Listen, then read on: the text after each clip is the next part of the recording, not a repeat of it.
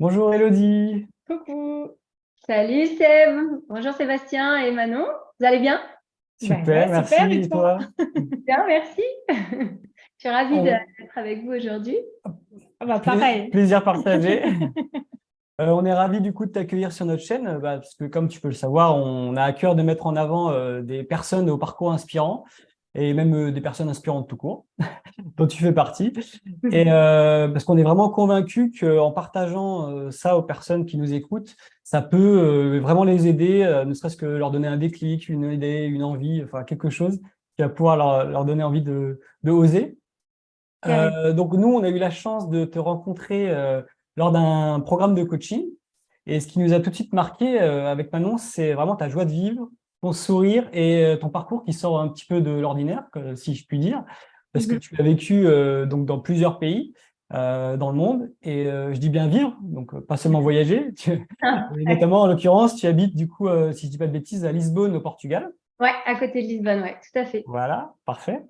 Et du coup, tu es coach holistique et tu accompagnes les femmes qui sont ou ont été à l'étranger à se réinventer dans les phases de transition qu'elles ont lorsqu'elles vivent d'un pays à un autre, qu'elles passent d'un pays à un autre. Est-ce que Exactement. ça a été clair pour toi? Oui, oui, très bien. Ça résume bien mon activité. Merci Sébastien. Parfait. Alors tout d'abord, je voulais vous remercier d'avoir pensé à moi. Je suis très contente d'être là aujourd'hui. C'est chouette de partager ce moment avec vous. Et, euh, et oui, donc en effet, avec mon mari, en fait, il y a à peu près 26 ans, on a décidé de partir à l'étranger. Et ça, mon mari n'avait pas fini ses études et moi, je venais juste de finir les miennes. Et donc, le premier pays qu'on a fait, c'était le Brésil. Quelle Donc, étude tu faisais par curiosité? en fait, moi, j'ai fait une prépa HEC, une école de commerce, l'ESC Ok. Saint-Étienne. Mon mari était à l'ESC Rouen, à l'autre bout de la France, donc on était déjà un peu éloignés l'un de l'autre. Mais donc, voilà, on s'est rejoints en partant tous les deux au Brésil, à Rio. Et qu'est-ce qui t'a poussé à partir à l'étranger comme ça? Parce que c'est vrai que c'est pas courant, on va dire. Euh, Déjà, moi j'ai une double nationalité. Je suis franco-néerlandaise. Mon papa est hollandais. Et dans sa famille, j'avais déjà des oncles et tantes un peu au Brésil, aux Philippines, à Singapour. Enfin voilà, un peu partout. Puis c'est vrai que les Hollandais, ils ont un peu le commerce dans le sang et du coup, ils vont un peu partout dans le monde. Et peut-être que ça me vient de là, je sais pas. Tu Des petits voyageais enfant, du coup? alors, enfant, ce que j'avais dit justement, dès petite, nos parents nous ont laissé partir, notamment avec notre cousin, et on allait dans pas mal d'endroits, mais en France, seulement en France. Mais on avait l'habitude de bouger pas mal et de faire les choses un peu spontanément, au dernier moment, quoi. Donc voilà. Et sinon, en fait, ouais, je pense que dans ma famille, j'ai été la première à prendre le TGV à l'époque. Et après, la première à prendre l'avion, enfin dans ma famille, je parle de mon cercle restreint, mes parents et ma sœur. Et ouais, je savais en entrant en école de commerce, je savais que je voulais partir à l'international. Et d'ailleurs, c'était le thème de mon sujet de fin d'études, qui était le commerce international. Donc j'avais Qu'est-ce déjà ça qui, quelque part dans ma tête. qu'est-ce qui t'a attiré finalement à partir à l'étranger? Je pourrais pas dire comme ça. Je pense que c'est vraiment un tout, le fait de vouloir aller découvrir d'autres univers. Et Voilà. le choix du Brésil, du coup, c'était par rapport à ce que tu nous as dit avant ou c'était En une fait, autre c'était volonté? plus lié à mon conjoint de l'époque qui est maintenant mon mari, parce que lui, il devait trouver son stage de fin d'études, fin ou d'année sandwich, je ne sais plus exactement. Donc, il avait plusieurs pistes. Il y avait l'Afrique du Sud et puis le Brésil. Et au final, il l'a trouvé donc au Brésil et c'est comme ça que je l'ai suivi. On est partis ensemble, un peu à Et, l'aventure. et vous parlez du coup un peu la langue avant d'y aller ou pas du Eh tout? ben, moi, non, pas du tout. Et j'avoue que ça a été un vrai boost, un vrai challenge, les deux à la fois. Parce qu'en fait, c'était la première fois où j'allais dans un pays où je ne parlais pas la langue et où je ne comprenais pas et je n'étais pas comprise. Donc, je me suis très, très vite mis au cours particulier avec une habitante, je ne sais plus comment on est rentré en contact, mais enfin, quelqu'un de très sympa.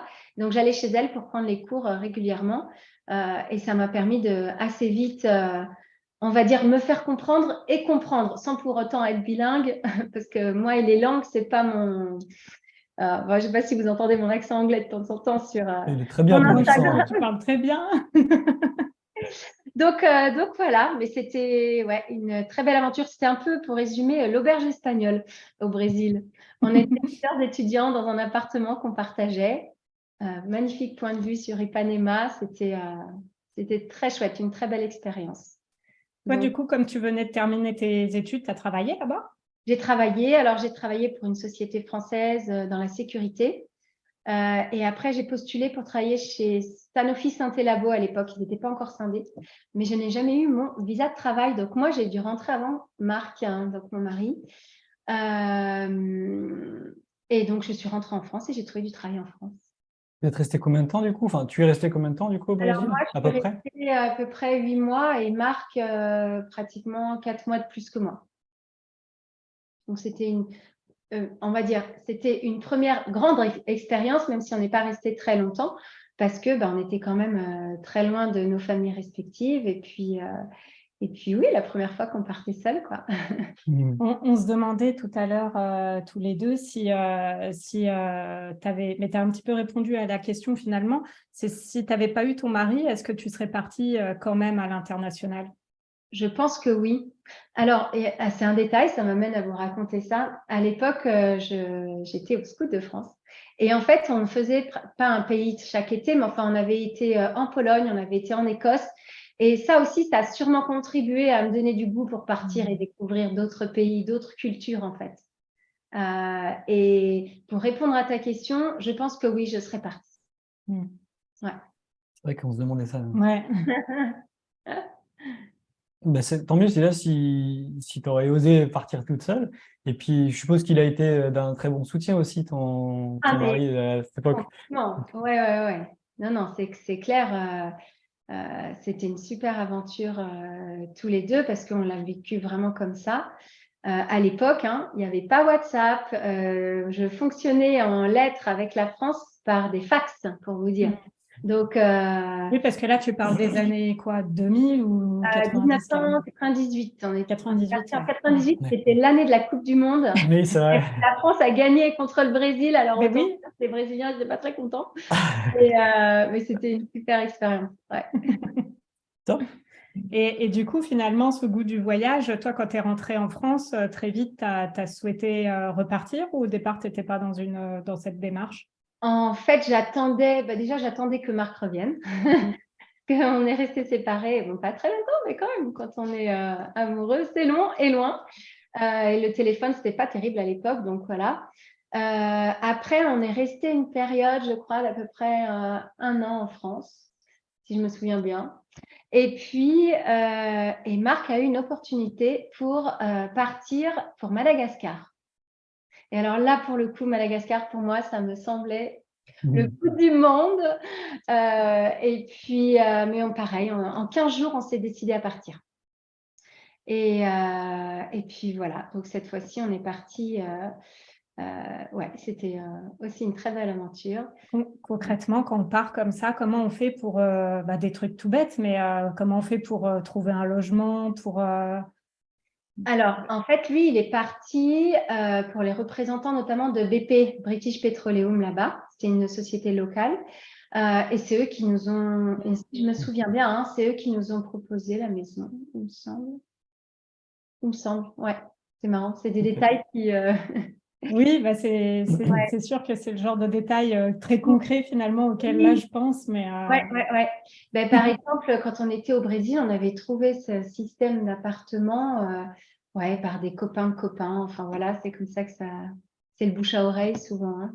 Juste pour repréciser, par rapport au Brésil, quand vous êtes parti, votre but, c'était d'avoir tous les deux le visa et d'y rester à la base, c'est ça? Ou pas du tout?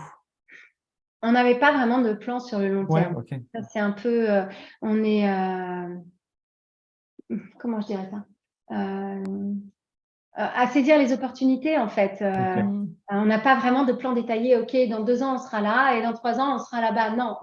OK, tiens, il y a ça qui se présente à nous. Ça nous, par l'intuition, ça nous semble vraiment intéressant. On y va. Ok. Donc voilà, c'était Top. plus comme ça qu'on a réagi à chaque fois avec différentes motivations en fonction aussi de notre famille. À l'époque, on n'avait pas de famille, on n'avait pas d'enfants, donc on est quand même beaucoup plus libre. On peut vraiment partir comme ça. Quand on est parti en 15 jours, on a juste eu à dire au revoir aux amis et papa, maman, et voilà, enfin, et ma soeur. Donc, c'est plus simple que de gérer quand on a des enfants où il faut penser à l'école et puis à la sécurité. Enfin, voilà, c'est... Ouais, c'est vrai qu'on reviendra sur ce sujet-là, je pense, après.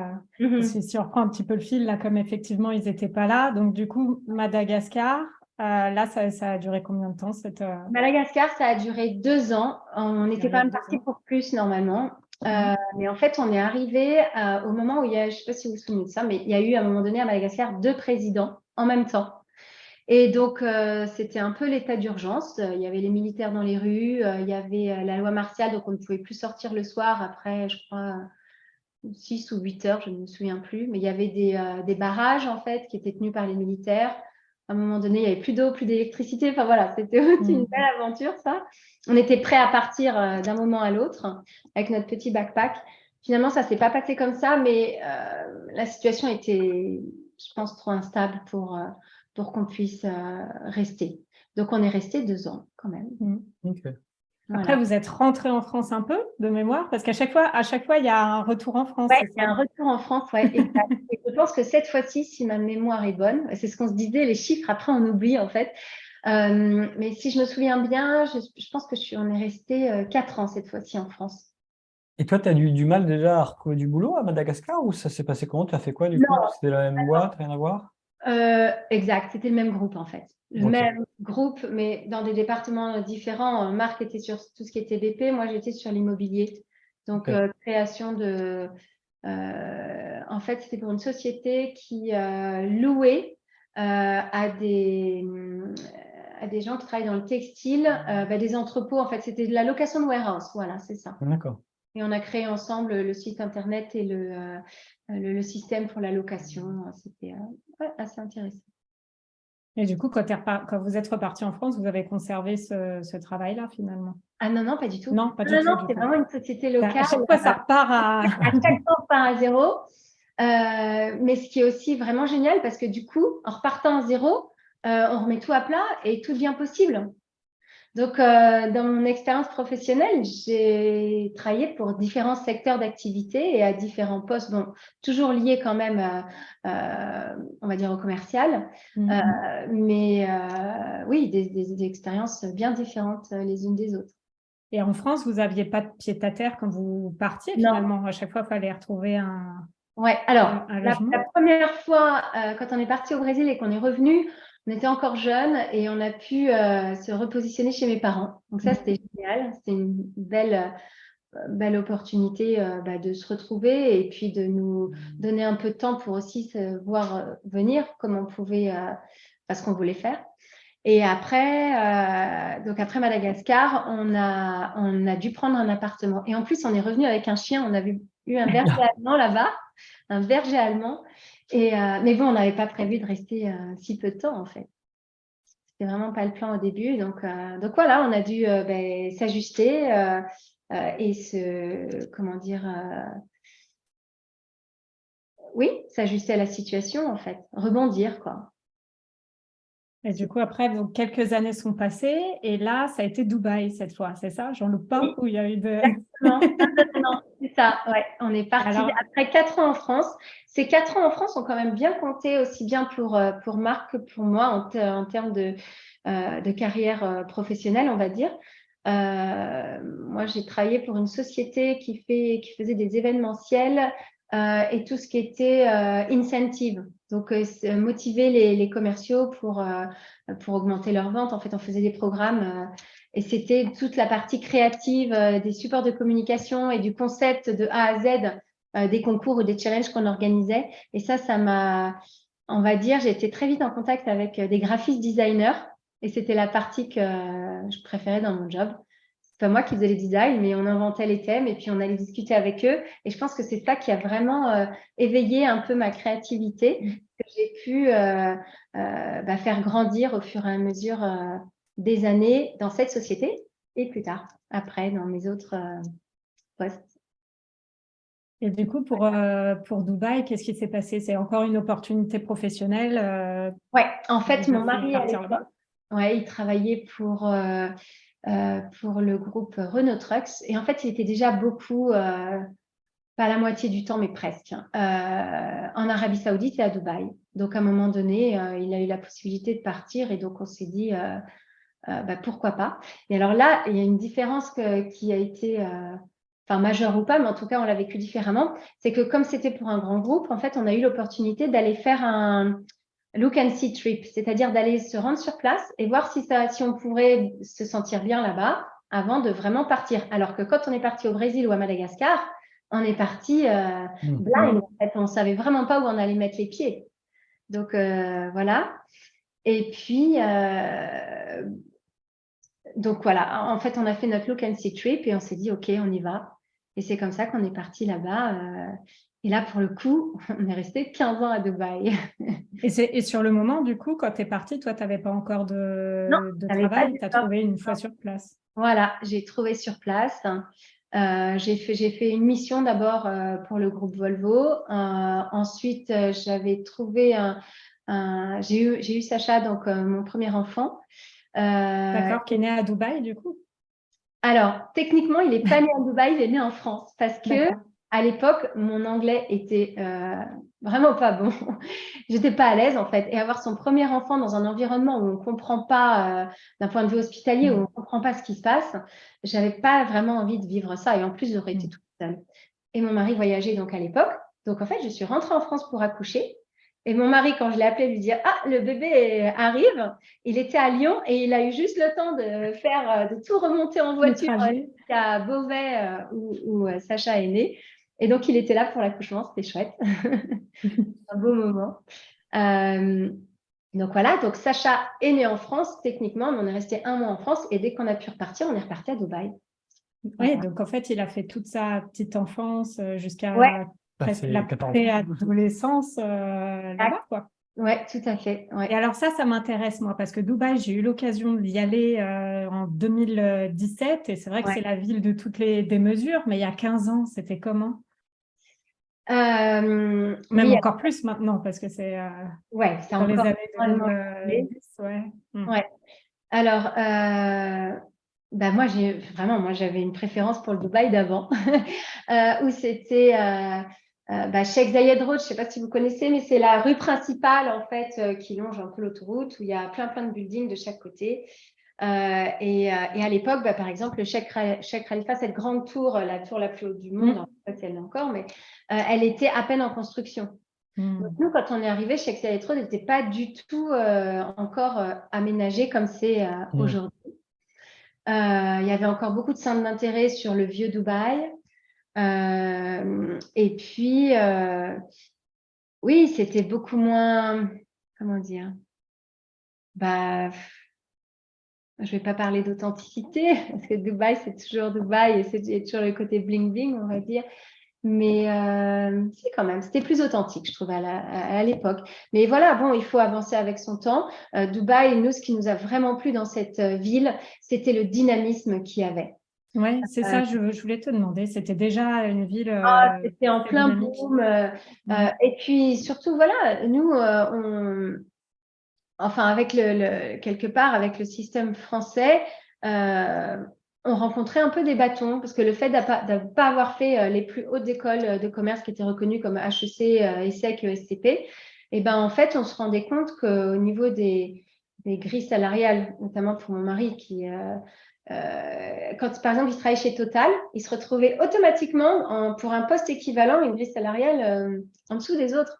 Donc du coup, c'était un petit peu frustrant et on s'est dit, quand il a eu cette opportunité pour aller à Dubaï, tous les deux, en fait, petit à petit, on a eu l'opportunité d'avoir des jobs qui étaient hyper intéressants que potentiellement on n'aurait pas eu à notre âge en France.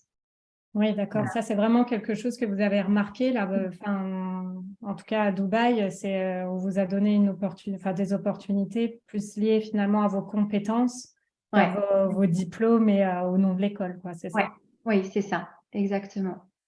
C'est quelque chose aussi que j'ai déjà entendu, notamment pour le Canada, je crois. Oui, peut-être. Beaucoup comme ça. Ouais.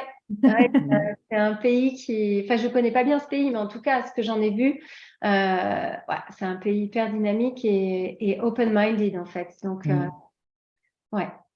Et à Carrément. Dubaï, du coup, enfin, puis dans tous les pays que vous avez fait, vous étiez surtout en contact avec des expats aussi? Ou vous avez Alors, l'occasion de rencontrer et de sympathiser avec des locaux? Ou alors, ça dépend. Au Brésil, oui, on a sympathisé avec des Brésiliens. Il y avait, ouais, Brésiliens et Français. Madagascar, Madagascar, il faut savoir que c'est une population où il y a un mix de malgaches, mais bien souvent, ils ont des origines asiatiques ou d'Inde. Oui, il y a beaucoup d'Indiens, la communauté indienne est très présente. Donc, c'est un peu un melting pot quand même. Donc, oui, on avait des amis qui faisaient partie de ces différentes communautés. Finalement, assez peu d'amis français là-bas. Et par contre, à Dubaï, eh bien, en fait, on s'est retrouvés avec beaucoup de couples mixtes. On n'était pas vraiment connectés à la communauté française. On était plutôt sur des couples mixtes. Alors, ça pouvait être, par exemple, je sais pas moi, Afrique du Sud, Australien. Parce qu'en fait, on a fait le choix de mettre nos enfants à l'école internationale.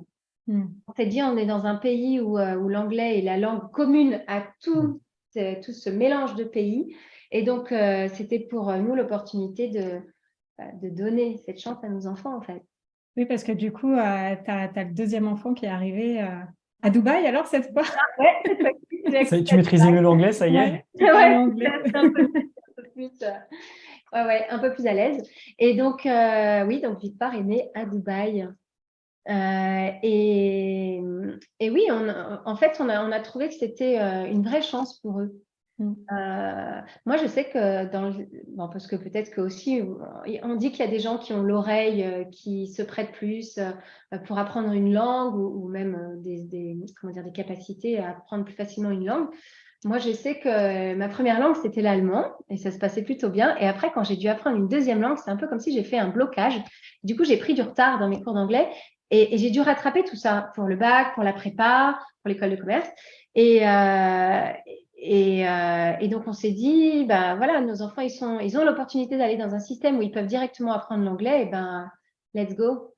Et aujourd'hui, mes enfants, eux, entre eux, ils parlent anglais. Nous, on est obligé de les reprendre quelques fois à table pour qu'ils parlent français avec nous, parce que sinon, Je vais te demander justement, du coup, quand là-bas, ils parlent anglais forcément, mais est-ce qu'à Dubaï, du coup, tu donnes des cours de français aussi là-bas ou c'est pas du tout démocratisé? Alors, en fait, nous, on avait choisi aussi l'école dans laquelle ils étaient parce que justement, il y a tout un groupe de mamans qui se sont comment dire, motivées et qui se sont fédérées pour qu'il y ait des cours de français au sein de l'école. Et qu'au début, les cours, c'était un peu comme une after-school activity, donc extrascolaire. Et petit à petit, en fait, c'était super ce qu'elles ont fait. Elles ont réussi à mettre ce cours de français au sein du programme, du planning des enfants. Et donc, les enfants ont suivi le CNED. Je ne sais pas si vous connaissez le CNED. Oui. Ouais. Donc, système d'apprentissage à distance, donc qui donnait en fait un certain crédit, quoi. Il y avait une méthode, etc. Donc, ils ont appris toutes les bases du français à l'école. Voilà. Et du coup, vous êtes resté combien de temps, tu disais, à Dubaï? 15 ans quand même. Et alors, pourquoi vous êtes parti? Alors, en fait, on est parti parce que de toute façon, ça faisait un moment qu'on avait décidé pour nos enfants qui ne vivent pas leur adolescence à Dubaï. Pour plusieurs raisons. Nous, on a été vraiment très heureux là-bas. Enfin, c'est vrai que quand on était un couple, on travaillait à plein temps tous les deux, tout le temps. Et donc, du coup, on avait la possibilité d'avoir une nounou pour nous aider avec les enfants. En fait, avec l'âge, les priorités changent. Et je ne sais pas. Si c'était à refaire, qu'est-ce que je ferais? Je ne sais pas. Peut-être que si j'avais un troisième, je resterais vraiment avec lui pour l'élever moi-même. Je ne sais pas. Enfin bref, de toute façon, après, on repart chacun avec notre expérience sur le dos. Hein. Mais à l'époque, on trouvait que c'était une vraie chance d'avoir quelqu'un pour nous aider, ce qui était le cas. Et pourquoi j'ai perdu le fil de mon… C'est en gros, qu'est-ce qui a fait, quelles étaient les raisons finalement les pour raisons lesquelles tu Ouais. décides de quitter Dubaï? La première raison, c'était qu'on ne voulait pas que nos enfants passent leur adolescence à Dubaï. Et surtout, on voulait leur montrer que Dubaï, ce n'était pas le monde, en fait. Moi, quand ma fille, je ne sais plus quel âge elle avait, mais quelqu'un nous a demandé, vous leur a demandé de quel pays vous êtes. Et quand elle a dit, mon pays, c'est Dubaï, j'avoue que moi, ça m'a vraiment fait bondir parce qu'en fait, non, vous êtes français, les enfants. Et c'est vrai que alors, ces enfants-là, j'ai oublié le nom. Il y a des Américains qui ont donné un nom pour ces enfants qui se retrouvent un peu déracinés, c'est-à-dire qu'ils sont pas nés dans leur pays d'origine et en plus, ils vont vivre dans d'autres pays. Je retrouverai le nom à l'occasion. Mais c'est vrai que ces enfants-là, quelque part, à un moment donné, peuvent ne pas retrouver leurs racines, en fait, ne pas se sentir concernés par leurs racines. Et donc, voilà, on voulait montrer à nos enfants qu'il y avait autre chose que Dubaï, en fait. Est-ce que vous aviez l'habitude pendant ces années à Dubaï de revenir régulièrement en France pour voir les grands-parents ou est-ce que c'était très anecdotique? Non. En fait, tous les étés, en fait, on rentrait. Et aussi, ça a permis aux enfants de créer des liens avec leurs grands-parents parce que comme il faisait très, très chaud à Dubaï, mon mari et moi, on travaillait et donc le mois de juillet n'était pas off pour nous. Donc, on travaillait le mois de juillet, mais il faisait déjà tellement chaud que, en fait, moi, je rentrais pour déposer les enfants en France chez mes parents et ensuite, ils allaient chez mes beaux-parents. Et donc, voilà, ça a vraiment permis de créer des liens avec les grands-parents. Et puis après, on rentrait aussi pour Noël. Mais bon, c'est très court tout ça. Les week-ends chez les papis-mamies, ils connaissaient pas trop. Enfin, ils connaissent pas en fait. Donc voilà. Et puis, mais c'est vrai que quand on vit à l'étranger, après ça dépend. Chaque famille est différente et ça dépend des liens aussi qu'on a et qu'on veut entretenir avec nos familles. Mais nous, ça nous tenait à cœur de rentrer l'été et Noël. Quelquefois, ils venaient à Noël chez nous. Et par contre, on se réservait vacances en famille à Pâques. Où on était vraiment entre nous, en fait. Ouais. Donc, que tous les 4. D'accord. Et du coup, vous êtes retourné en France, c'est ça? Ou pas du tout? Pas du tout. En fait, pas du tout à chaque fois. alors, mon mari avait reçu des propositions et ça faisait 2 ans que ça tournait un peu en rond. Moi, de mon côté aussi, j'ai évolué. Et donc, en fait, à la fin de ces 2 ans où on se disait, bon, maintenant, il va falloir quand même regarder un peu pour vraiment ce qu'on veut faire, c'est-à-dire ne pas avoir nos enfants ados à Dubaï, prenne vie. Et donc, du coup, mon mari a reçu une opportunité, celle de partir à Kuala Lumpur. Et donc, voilà, on a fini par partir. Tout s'est bien imbriqué parce qu'on n'avait plus de maison à partir du 30 août et on a pris l'avion le 30 août. Donc, tout s'est bien calé. C'était génial. Donc, voilà. Donc là, c'est août 2020, du coup. Ouais, août 2020, exactement. Et donc, on est resté 1 an et demi à Kuala Lumpur. Et ensuite, eh bien, en fait, on a décidé, pour différentes raisons, de changer de cap, on va dire. Et on a choisi le pays dans lequel on allait vivre. Ça faisait un moment qu'on avait un œil sur le Portugal, parce que mon mari avait eu une opportunité là aussi. Et donc, en fait, on s'est concertés, on s'est assis tous les 4 et on a évalué un petit peu les envies, les besoins de chacun. On voulait se rapprocher aussi de nos familles réciproques, parce que moi, mes parents sont âgés, et puis voilà, pour être près aussi des beaux-parents. Et donc, voilà, on a atterri au Portugal. Et il y a 2 choses là qui me… Vas-y, termine. Vas-y, non, je t'en prie, vas-y. Déjà, je voulais revenir sur le moment où vous êtes parti du coup de Dubaï à Kuala Lumpur, parce que là, pour le coup, c'était le premier grand déménagement pour tes enfants. Mon Dieu, ouais. Comment ça s'est passé? Est-ce que tu les as préparés longtemps à l'avance à l'idée? Parce que tu as parlé de 2 ans de réflexion. Ah non, mais eux, par contre, n'étaient pas du tout dans ce… Enfin, d'accord. Remarque, je sais pas comment on pourrait dire. Parce qu'en fait, quand on est expatrié comme ça, nous, on avait décidé de pas, d'y aller step by step avec les enfants parce que c'est leur monde en fait. Quelque part, je ne veux pas dire que c'est leur monde qui s'écroule, mais quand même, c'est leur monde qui change complètement. Et ils doivent vous suivre. Ils n'ont rien demandé à personne. Parce qu'ils avaient quel âge, du coup, à ce moment-là? Alors, moi, Sacha, il avait 14, c'est possible. 14. Et donc, Victoire, 11, je crois, à peu près. Sacha était prêt pour partir parce que lui, en fait, quand on est expatrié comme ça, quand on vit à l'étranger, surtout dans ce genre de pays, en fait, très souvent, les gens ont des contrats de 3 ans puis qui renouvellent. Et donc, les gens viennent, mais ils partent aussi. Et il a perdu comme ça pratiquement les 4 dernières années. À chaque fois, ses meilleurs amis partaient. Donc, à un moment donné, il venait vers moi puis il disait « Maman, c'est quand notre tour à nous ?» Il était vraiment prêt pour partir. Alors que ma fille, un peu plus dure parce qu'elle avait toutes ses copines dans le voisinage. Elles allaient à l'école ensemble, elles rentraient, elles faisaient leurs devoirs. Enfin, elle avait sa vie, elle, là-bas. Donc, pour elle, c'était plus difficile. Ouais. Les contacts ont pu être gardés ou c'est compliqué? Ouais. Ah non. Ouais. Et ça c'est génial aussi, hein, la technologie. Merci WhatsApp, merci Skype à l'époque et Zoom maintenant parce que c'est génial. Ma fille, elle pouvait, je pense que ça l'a vraiment aidée en fait dans cette transition parce qu'elle faisait, bon, le Covid aussi parce que le Covid a imposé l'école en Zoom aux enfants. Donc, ils avaient l'habitude de se retrouver comme ça. Ils faisaient même leur birthday party sur Zoom. Et donc, en fait, elles ont maintenu ça. C'était un groupe de filles et puis oui, il y avait 2 garçons avec.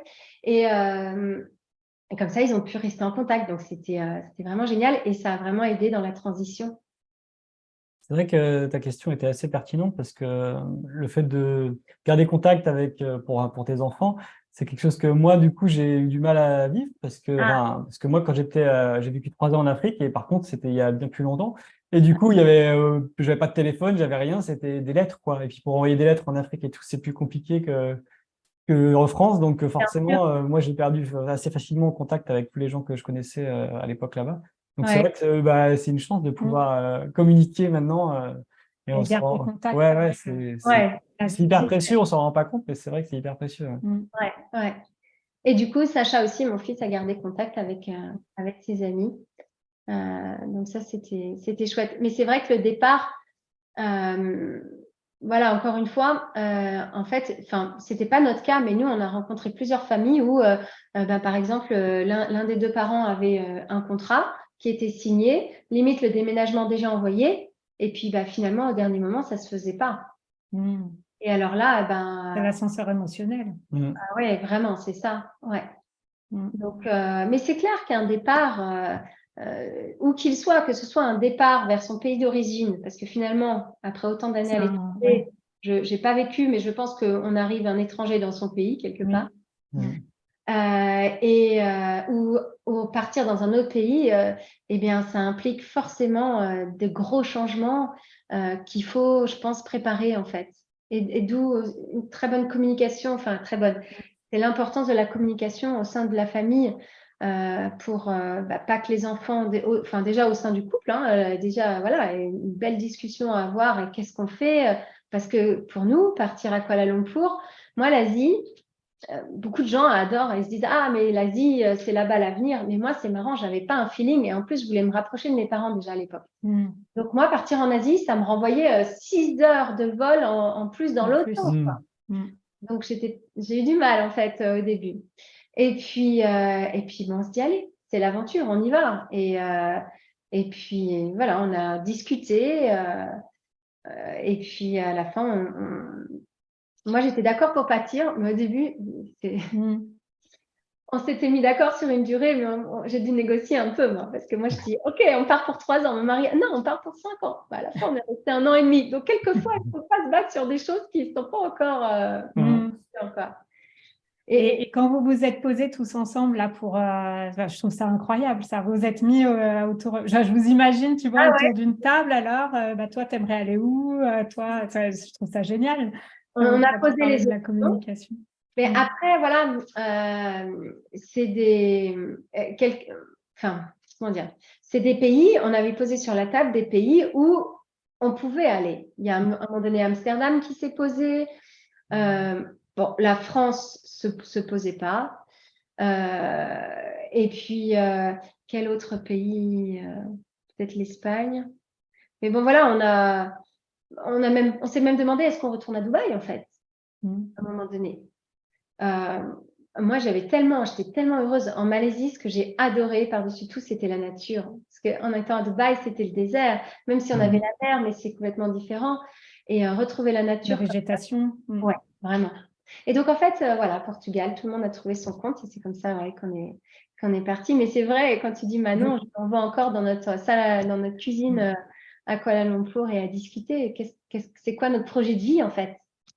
Vous connaissiez un petit peu le Portugal ou... En fait, pour la petite histoire, le Portugal, c'est le premier voyage que j'ai fait dans la Renault, je sais plus quoi, la petite Renault là à l'époque, avec mon mari. On est parti de Paris et on est descendu et on a fait toute la côte du Portugal en voiture.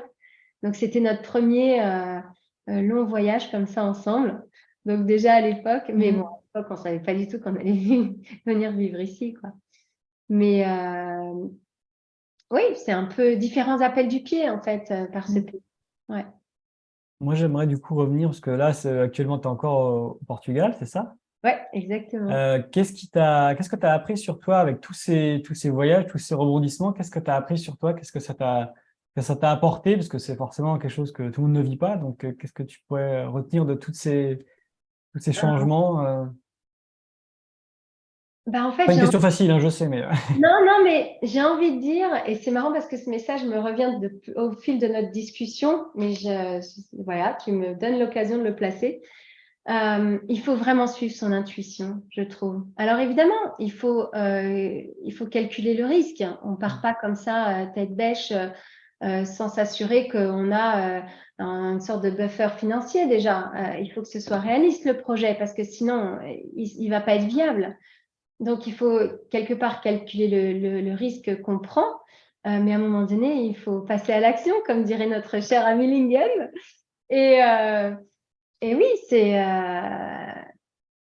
oser passer à l'action, mais aussi, quelque part, ça rejoint le thème, hein, mais vraiment se reconnecter à soi-même pour savoir ce qui est bon pour soi et quelque part, voir comment on peut vivre ça avec la famille, quoi.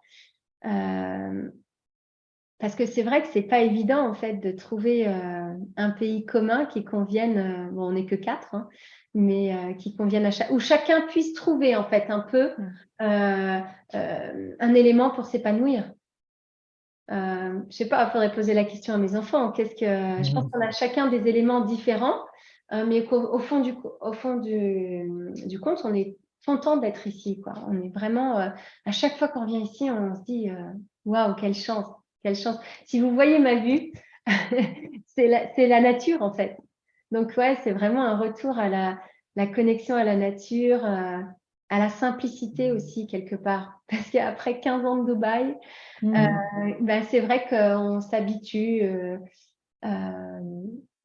à un luxe, peut-être à une propreté peut-être démesurée, je ne sais pas.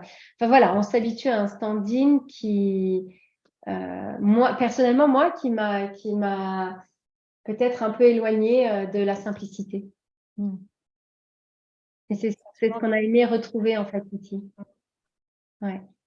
Et là, du coup, comme tu disais tout à l'heure, on part sur 5 ans, sur 3, finalement, on a fait 1 an et demi. Là, comment vous le sentez pour le Portugal? Est-ce que c'est différent ou pas? En fait, donc nous, notre challenge d'aujourd'hui, c'est de pouvoir rester ici au moins jusqu'à ce que notre fille ait son baccalauréat.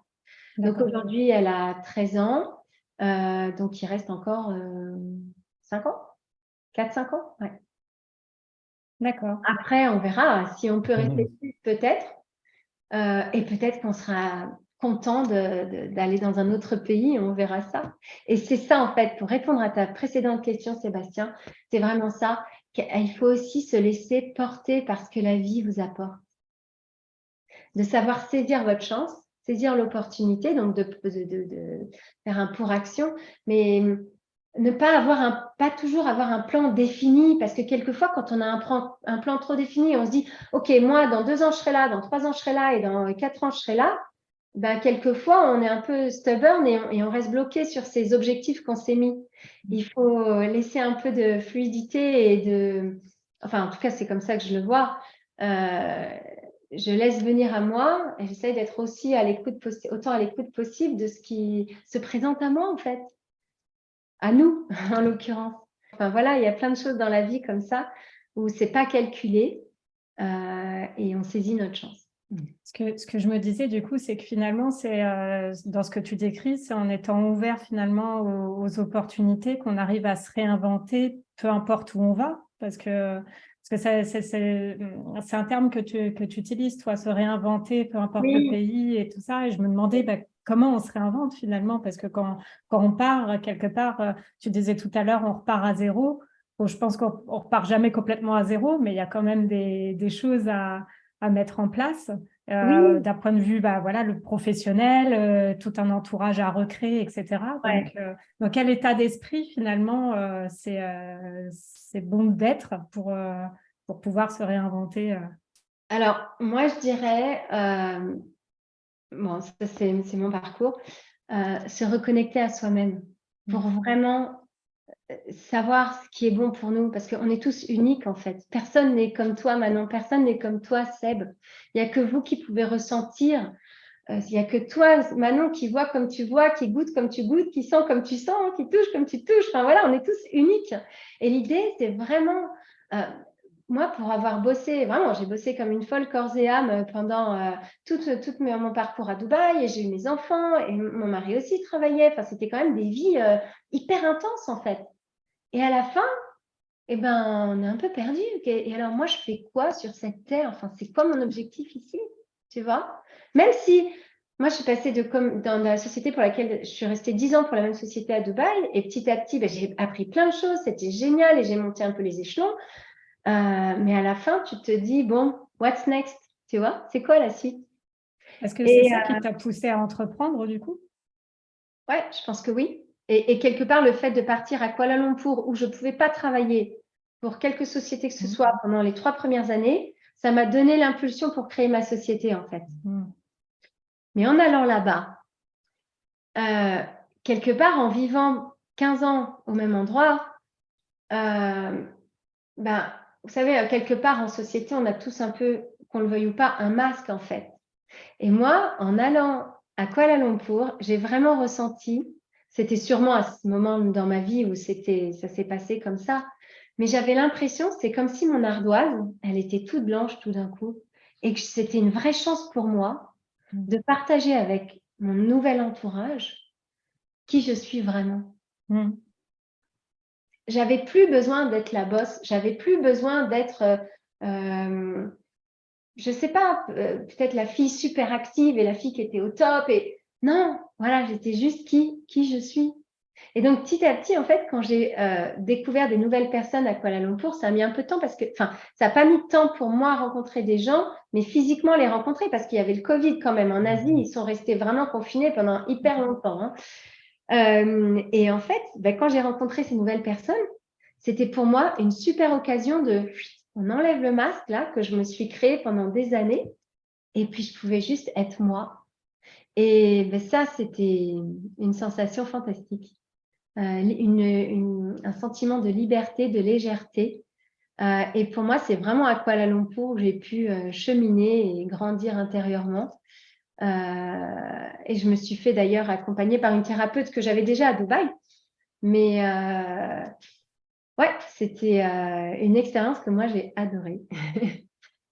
C'est un peu, tu sais, comme l'explosion de la fleur. Est-ce que tu dirais que l'entourage est hyper important dans tous ces changements, etc., que ce soit ta famille, tes amis ou même un thérapeute ou autre? Est-ce que tu penses que c'est quelque chose qui est dans des moments de transition comme ça? Est-ce que c'est quelque chose qui est important? Moi, j'ai mon avis, mais c'était pour avoir le tien, mais je suppose que... Alors, tu veux dire en soutien? Ouais, soutien, que ce soit au niveau de ta famille, soutien émotionnel ou autre, pouvoir partager les choses et tu vois... Ouais, alors oui, bien sûr, c'est hyper important. Bon, alors il y avait sans doute le Covid, hein, mais nous, quand on a bougé donc tous les 4 de Dubaï en Malaisie, pour nous, ça a tellement resserré notre famille. C'était le Covid y a beaucoup fait, évidemment, parce que mon mari ne voyageait plus. Mes enfants n'avaient plus leurs activités non plus. Donc, en fait, on s'est tous retrouvés. Mon fils et ma fille se sont vraiment reconnectés à ce moment-là. Non pas qu'ils ne s'entendaient pas, mais que comme on était tous super busy dans nos vies, et ben, le Covid, ça nous a juste reconnectés tous les 4. Et c'était génial. Et quelque part, ça nous a rendus plus forts, en fait, pour justement pouvoir, après, partir dans cette nouvelle aventure. Mais oui, alors quelque part, j'ai envie de dire, Sébastien, oui, bien sûr, le soutien de l'entourage, ça compte. Par exemple, pas avoir tes parents qui te blâment parce qu'encore tu pars plus loin, tu vois. Non, mes parents m'ont toujours soutenue depuis le Brésil. Hein. Ils m'ont dit, mais vas-y, malgré le fait que eux, je pense qu'ils avaient des attentes vis-à-vis de nous, parce que comme ils sont, et mon papa, il a 87 ans, donc voilà, mais non, c'est votre vie en fait. Voilà, mes parents nous ont toujours dit, on n'élève pas nos enfants pour nous, on les élève pour qu'un jour ils puissent s'envoler. Et c'est vraiment ça. Et donc oui, le soutien des autres est important. Mais après, j'ai envie de te dire, quelque part, enfin, c'est pas présomptueux ce que je veux dire, parce que moi, j'ai grandi comme ça, on va dire, j'ai fait naître cette force intérieure à Kuala Lumpur. Mais quelquefois, quand l'entourage te semble de prime abord une entrave, ou plus où il y a de la création de conflits, et ben en fait, tu te rends compte que quelque part, tu as ta responsabilité dans cette relation. Dans chaque relation, on a notre responsabilité, n'est-ce pas? Et donc, moi, ce qui m'a vraiment permis de profiter à 100% de cette expérience à Kuala Lumpur, ou même ici aujourd'hui, c'est vraiment de me reconnecter avec moi-même. Parce qu'une fois qu'on sait où on veut aller, qu'on a appris à s'aimer vraiment pour qui on est, sans notre masque, et de découvrir tout le potentiel qu'on a en nous, et ben en fait, quelque part, on trouve notre lumière et on peut la partager avec les gens qui sont autour de nous. Et ça c'est vrai pour chacun des membres de la famille, quelque part.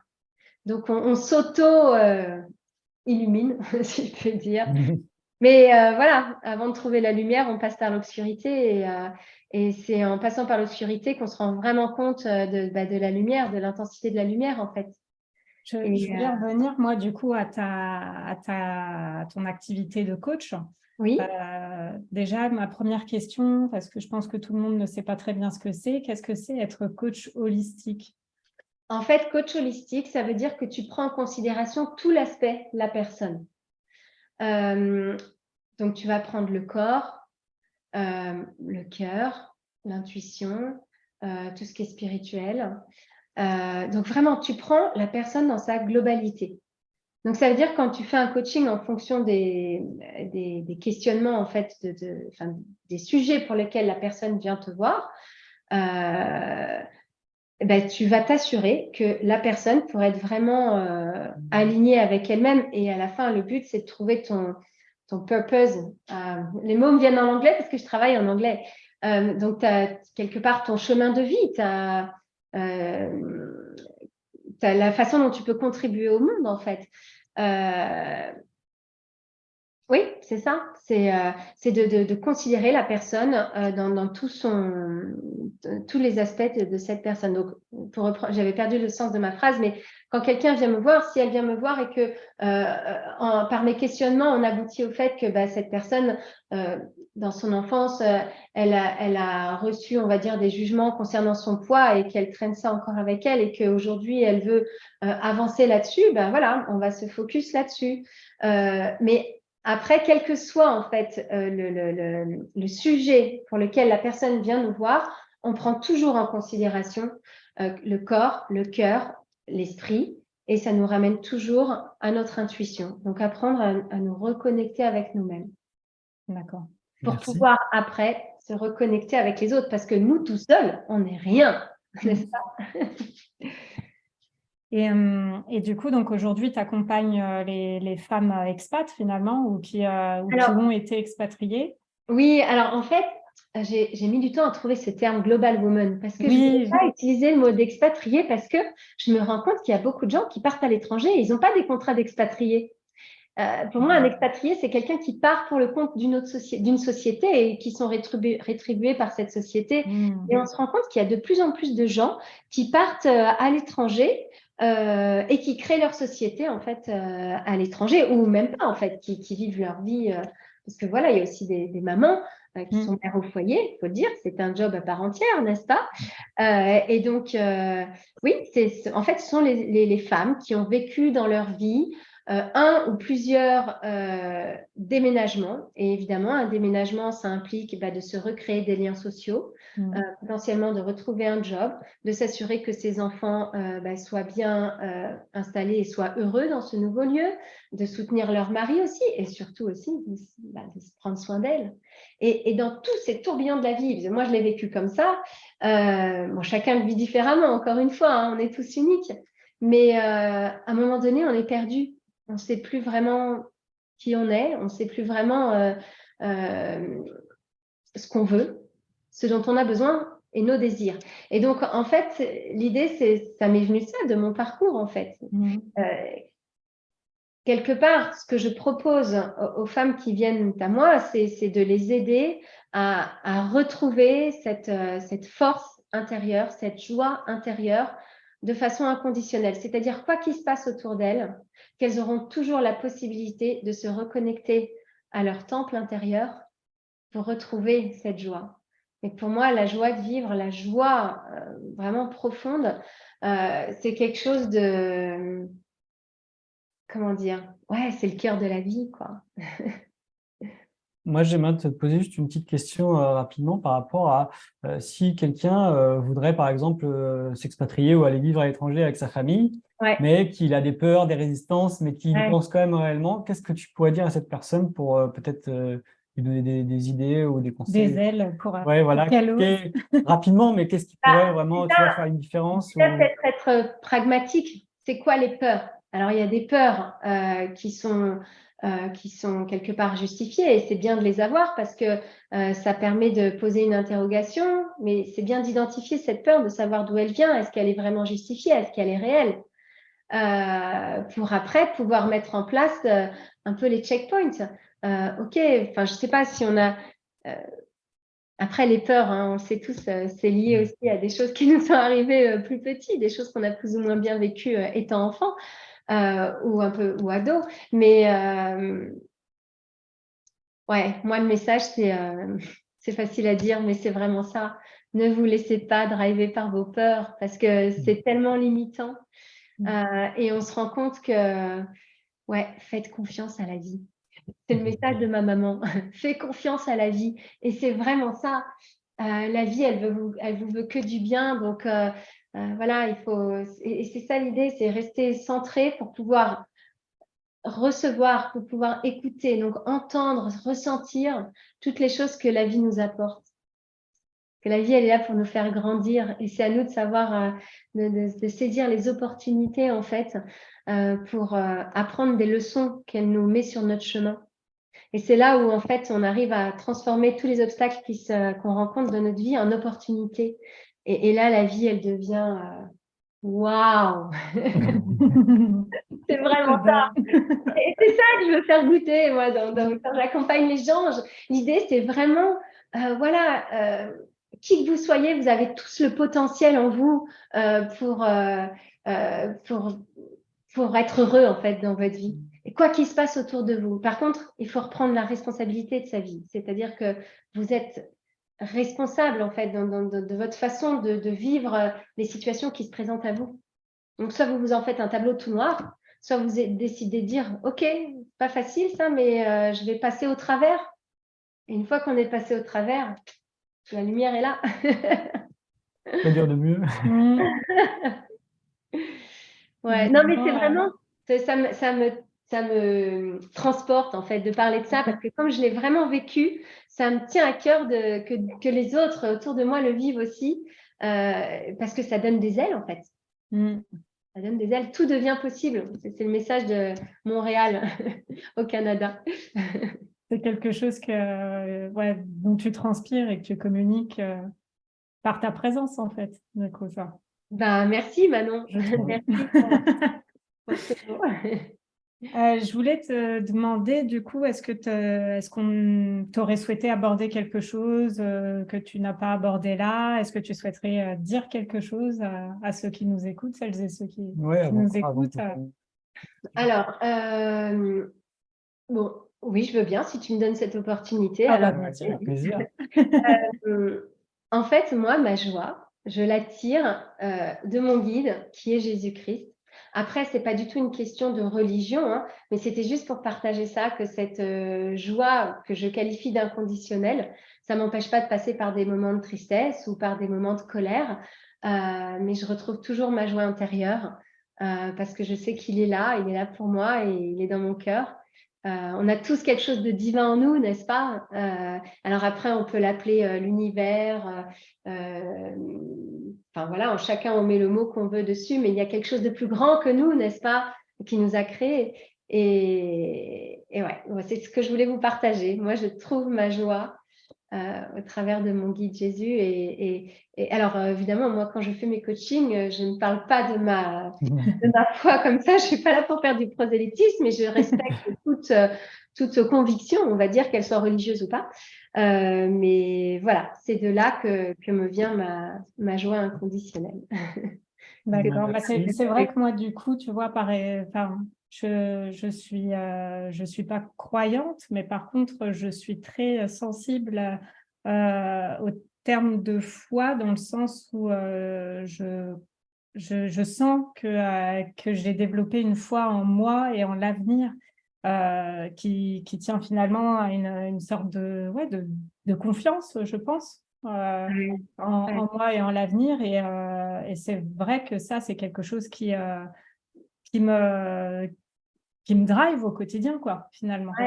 Donc, c'est vrai que chacun, en fonction de ses croyances, et comme tu disais, que ce soit en Dieu, que ce soit en l'univers ou quoi, mais en tout cas, avoir une certaine confiance en la vie et dans le fait qu'on est capable de rebondir et capable justement de transformer une épreuve en opportunité, c'est quelque chose, je trouve, qui nous permet d'avancer comme ça et de profiter tout simplement.